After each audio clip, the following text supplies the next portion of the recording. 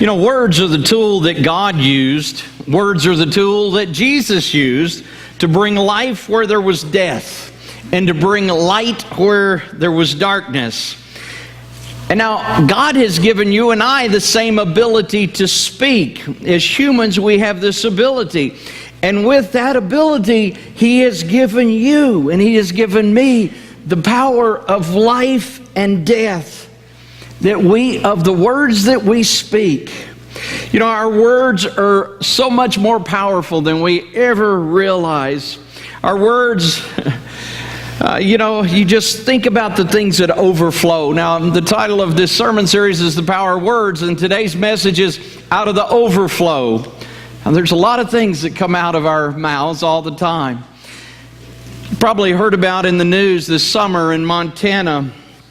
There were 6 fires. Almost 40,000 acres have burned. Over 2,500 firefighters, men and women, are fighting these fires.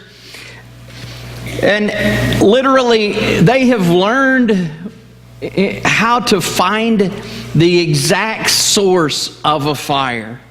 I mean, they can usually pinpoint the exact location, exactly where it started. Now, they use things like satellite images today. They use things as to how the grass lays down because it lays towards the origin of the fire. But 90% of all fires are caused by human beings. You know, there are natural causes, lightning, this type of thing, but most of the time it's a campfire that's unattended. It's debris or trash that someone's burning. It's a cigarette that's carelessly thrown, and just that little spark gets a huge fire going. But they ask questions. Where did it start? Where did it all begin? What caused this fire? And it all began with a little spark. In the book of James, James talks about the overflow that comes out of our mouth, and he uses this word picture in describing the overflow. Consider what a great forest is set on fire by a small spark. Now, the Bible uses word pictures to help us understand the power of the carelessness of our words. Maybe you remember when I say, how you have said a careless word here and there, but that word can spark into a fire that it goes and it can be devastating. Now, I'm going to be hanging out in James chapter 3. I'm going to hang out in Luke chapter 6. So if you have your Bible, and if you'd like to open them to James chapter 3, we're going to start there. We're going to go to Luke 6 in just a moment. But turn your Bible app on or whatever it is, or if you'd like to use the Black Pew Bible that's in front of you, you do that. Matthew, Mark, Luke. Go to near the end of the book of James, near the end of the New Testament. James chapter 2. I'm going to start at chapter 3, verse 2. We all stumble in many ways. Anyone who is never at fault in what they say is perfect, able to keep their whole body in check. Are there any of you here that are perfect? There's not. But the fellow that wrote this book, his half-brother, was a man named Jesus. And he actually saw someone live a life that with his tongue he lived perfectly. Verse 3 says, when we put bits into the mouths of horses to make them obey us, we can turn the whole animal. This tiny little bit that goes in a horse's mouth, it can turn this big, powerful, beautiful animal. Well, our tongue is like that bit. And James goes on to say in verse 4, or take ships as an example. And he gives another example. Although they are large and are driven by strong winds, they are steered by a very small rudder wherever the pilot wants them to go. And verse 5 goes on to say, likewise, the tongue is a part of the body, but it makes great boasts. Consider what a great forest is set on fire by a small spark. You know, and it's true with our tongue. I mean, the tongue determines the direction of your life. It's little, but it's powerful, like the bit in a horse's mouth. You may not see it, you may not realize it, you may not understand it, but oh, the significance of the tongue. And oh, the significance of what overflows out of our mouth. James is saying, your tongue, your words will determine the way you go, the direction you go in life. And then he says, you know, that this spark, likewise the tongue is like a small part of the body, but it makes great boasts. James is saying, with all these illustrations, with our words have great weight. Be careful with your words. They are significant, and they have the power of life and death. Our words can start with just a spark, but in a huge fire. Now, I've heard some people say, although it's really not true, that the tongue is the strongest muscle in the body. Well, it's kind of a muscle that's mashed up, but there's really 8 different muscles that have to do with the tongue. And it's a weird thing about the tongue, but the tongue never gets sore. Now, there have been weekends where I've done Saturday night service. I've preached 5 times. I've led the singing in 3 services because I do it, at different places, over the weekend. And I didn't rush home at the end of that time at 3 or 4 in the afternoon and say to my wife, "Holy cow, my tongue is killing me. I've been working it. I've done 50,000 words with it in just the last little bit of time." But that's happened, Our tongues, I told you last week, we speak an average of 16,000 words a day. And I said, so I might go over that a little bit. But it can go on and on and on. This tongue never gets tired. With each word, it has the power to speak life and death. And just one word can start a massive fire.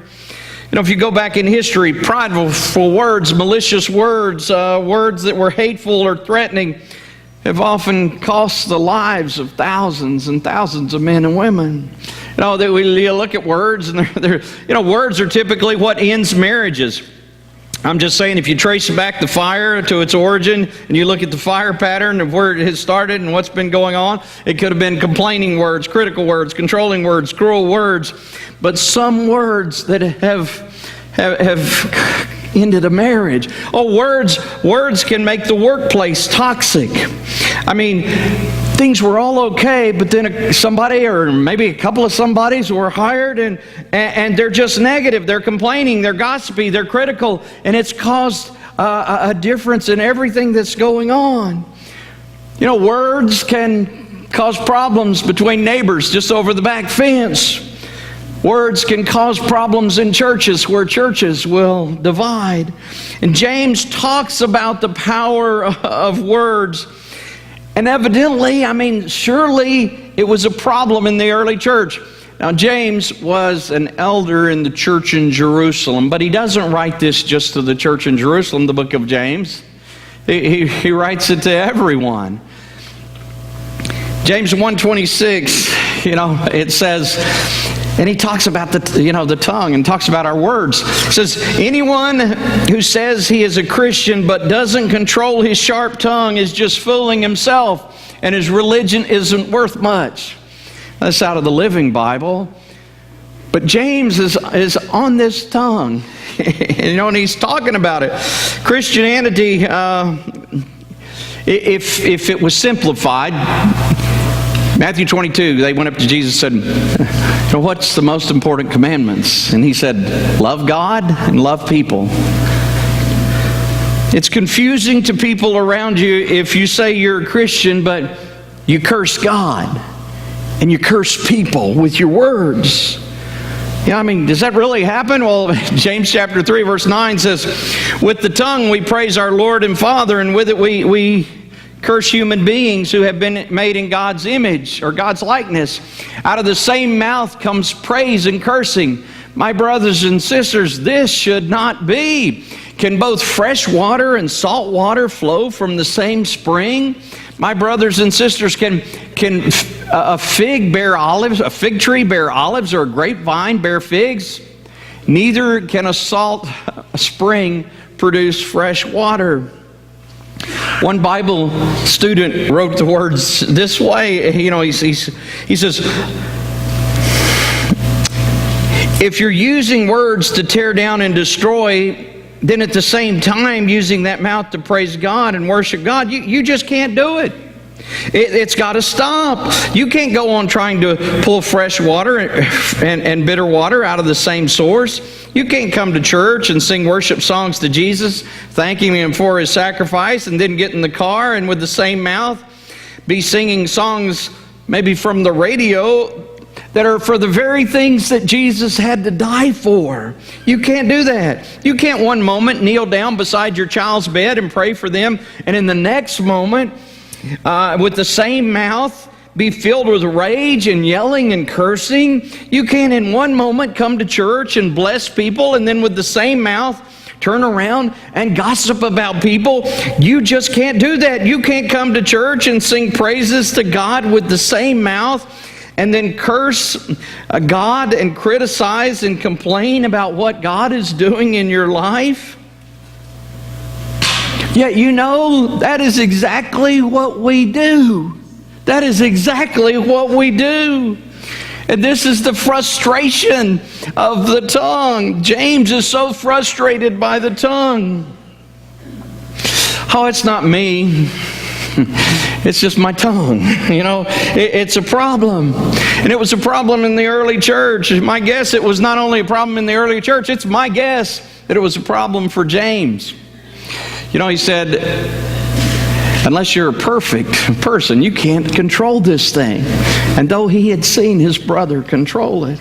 Lots of times mouths just come out of our words. Words just come out of our mouths and we don't know why we said them. I just did that right for you. You ever have one of those moments when you just, all of a sudden, it just breaks and it comes loose out of you? I don't know, maybe in traffic, somebody pulls out in front of you and you say all these kind of things. Maybe you lose your temper. You lose your temper at your coworkers. You lose your temper at your kids. You lose your temper with a friend or with a spouse. Where'd that come from? James says, it's from our tongue. Well, Jesus also talks about the overflow that comes from our mouths in Luke chapter 6. Now, some of you are familiar with the Sermon on the Mount. If I said, where the Sermon on the Mount is, you'd say in Matthew chapter 5, 6, and 7. Well, some people call Luke chapter 6 the Sermon on the Plains. Now, I'll just say, we're not sure if this is Luke just trying to rewrite the same type of stuff or recall the same message that Jesus preached on the mountain. I would say it would make sense that maybe this was another sermon that Jesus preached, but he used some of the same material because he knew that the people on the mountain or on the plain could use this material. Everybody could use these words. And so in Luke chapter 6, verse 28, he says, bless those who curse you. Now these are instructions for you and for me. Bless those who curse you. Pray for those who mistreat you. I'm pretty sure Jesus isn't being sarcastic here. I don't think he's saying, oh, bless you. Bless you. He's saying authentically and sincerely that we should bless people. If you look on verse 37, he says, do not judge, and you will not be judged. Do not condemn, and you will not be condemned. Forgive, and you will be forgiven. Now, all of these things that Jesus shares are pretty difficult things to do, difficult commands. He's going to help us, though. Jesus helps us a little bit more than James. He helps us to understand where all these problems come from. Luke chapter 6, verse 33. No good tree bears bad fruit, nor does a bad tree bear good fruit. Each tree is recognized by its own fruit. People do not pick figs from thorn bushes or grapes from briars. Verse 45, he says, a good man brings good things out of the good stored up in his heart, and an evil man brings about evil things out of the evil stored up in his heart. For the mouth speaks what the heart is full of. You know, a good man brings out good things. An evil man brings out evil things. But the mouth speaks what is in the heart. What are you putting in your heart? What's going into your heart every day? You know, every day you are planting seeds. Are you planting seeds of sin? Or are you planting things in your heart, in your mind every day that probably shouldn't be there? Are you cultivating some of those things that shouldn't be there? Don't be shocked by the fruit when it comes out of you. Don't be shocked when it grows up and it's something you're like, whoa, where'd that come from? You know, it's like with the computer saying garbage in, garbage out. You know, it is a cultural war where we live. We can say, oh, it doesn't bother me to hear that or to hear, see that or say that. A lot of things go on in our world today in our entertainment. And as I say, I can watch whatever I want to watch and listen to whatever I want to listen to. I can put whatever into my mind and into my heart. It's not going to come out. It's just entertainment. Jesus is saying, nope, that's not the way it works. Sorry about that. You know, some of us have had other people put stuff into our hearts and our minds. I don't know. I always share with people. I grew up in a home where my mom and dad were really good. A lot of people hadn't had that. And maybe there's a lot of things that you have been put in your heart. Remember one time my wife came home from her work and she said, I hear people say words that I wish I would have never heard before, because when I hear them now, sometimes I want to say them. I think them. And I go, I would never say anything like that. And I'm just saying, lots of times, it's other people that have put these things into our mind. But, Jesus makes it perfectly clear, for the mouth speaks what the heart is full of. The mouth speaks what is in this heart. Matthew chapter 15, verse 18 says, but the things that come out of a person's mouth come from the heart. He says it again. And these defile them. For out of the heart come evil thoughts, murder, adultery, sexual immorality, theft, false testimony, and slander. We'll say, I don't know where that came from. Well, unlike James, Jesus says, I do. I know where it came from. Well, it's the frustration of this old tongue. Jesus says, no, it's from your heart. It's from your heart. James says your tongue is powerful. It has the power of life and death. And Jesus says, yeah, and your words come from your heart. So the question again becomes, what am I putting into my heart? What are you putting into your heart? Proverbs chapter 4, verse 23 says, above all else, guard your heart, for everything you do flows from it. Everything you do flows from your heart. Now, in the Hebrew culture, this was a culture that when they talked about the heart, they weren't talking about a red object inside of our bodies that's beating. They were talking about the center of a human being, the core of a person. The heart was a spiritual hub. And so you are told to guard your heart. Everything flows from your heart. Your heart, your core, your hub of spirituality, it has the power of life and death. If you've been following in the bulletin, you've been wondering about that long list. Now, what kind of words are there that you can speak? Well, there's angry words, complaining words, harsh words, resentful words, negative words, judgmental words, gossipy words, critical words. Those are different kinds of words that you can definitely speak. But there's other kinds of words. Those are words of death. See, they're words of life. Gracious words, uplifting words, tender words, kind words, positive words, compassionate words, words of blessing, words of encouragement. Now, which one of those lists best describes you? Which one of those lists best describes you? You know, I probably can't ask you because most of the time we're really not that good of a judge of ourselves. You know, sometimes we have visions of what we are.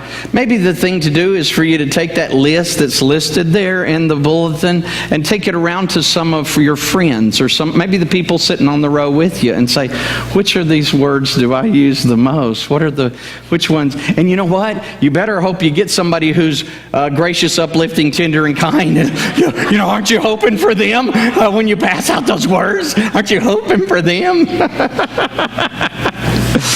You know, what words would you rather be said at your funeral? You know, would you rather it be angry, complaining, harsh, resentful, negative, judgmental, gossipy, critical? Or would you rather it be, oh, there's some gracious, uplifting, tender, kind, positive, compassionate. Oh, they give words of blessing and encouraging words. Jesus says, our mouth overflows from what is in our heart. Our mouth spews out, speaks up with, says things that are about what is in our heart. You know, most of us struggle with all of these things. I mean, all of us struggle with all of these things. But I think it helps to understand this heart connection a little bit more. What's in your heart? It's come from, the things that you put into it. Jesus says what's in your heart is what comes out of your mouth. How's it working for you? Well, a heart filled with bitterness speaks angry words. You know, I don't know. Maybe sometimes it's instead of bitterness, it's fear or it's guilt. But the underlying thing is bitterness. And a heart filled with bitterness will speak angry words. So when you hear yourself speaking angry words, you hear someone else in your life speaking angry words, realize that there's some bitterness that's there. But a heart filled with forgiveness, it speaks gracious words. It speaks gracious words. That it is the grace that we've received from God, that it allows us to be gracious to other people. Now, I fill my heart with the grace that God's given me, and it allows me to give grace to other people. A heart filled with forgiveness speaks gracious words. A heart filled with entitlement, it speaks complaining words. So you see someone who's complaining a lot, well, there's almost this entitlement thing that's happened in their hearts. Instead of looking at life and feeling gratitude, you know, we look at life and we feel, well, I should have that. It's not fair that this person gets this, but I don't get this. So, you know, there's a spirit of discontentment or entitlement rather than contentment. A heart filled with gratitude, it speaks uplifting words. You know, a heart that's filled with guilt speaks harsh words. You're filled with guilt and shame long enough, and the walls of your heart, they get hard. And you know, your words get hard-hearted. Where a heart filled with peace, it's a heart that speaks tender words. A heart filled with rejection speaks resentful words. I don't know, like your heart was rejected. It wasn't your choice. It wasn't something that you wanted done. It was something done to you. And now you struggle with this resentment, and it comes out in a way that you talk about people in your life, your family or your friends. You just have this resentful tone about you. You know, a heart filled with acceptance, it speaks kind words. That as you grow in the understanding of how God has accepted you through Jesus, it fills your heart, and out of your mouth comes kind words. A heart filled with grumbling speaks negative words, where a heart filled with thanksgiving speaks positive words. A heart filled with condemnation speaks judgmental words, where a heart filled with love speaks compassionate words. A heart filled with jealousy speaks words of gossip, while a heart filled with contentment speaks words of blessing. A heart filled with self-righteousness speaks critical words, where a heart filled with hope speaks encouraging words. You know, we live in such a unbelievable age today. I don't know. How do you monitor your heart?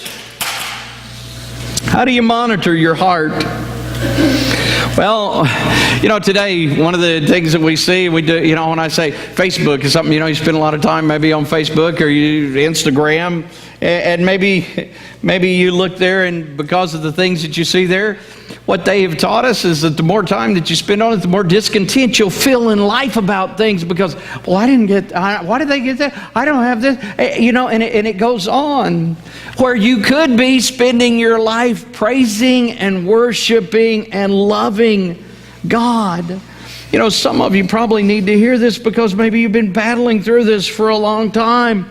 But what I want you to realize is, if you put the right things into your heart, God will use you at an unbelievable time to say some words that may to someone be words that are life.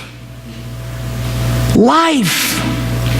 Because they needed to hear that encouraging word. That word that you know, you cared, and your kindness.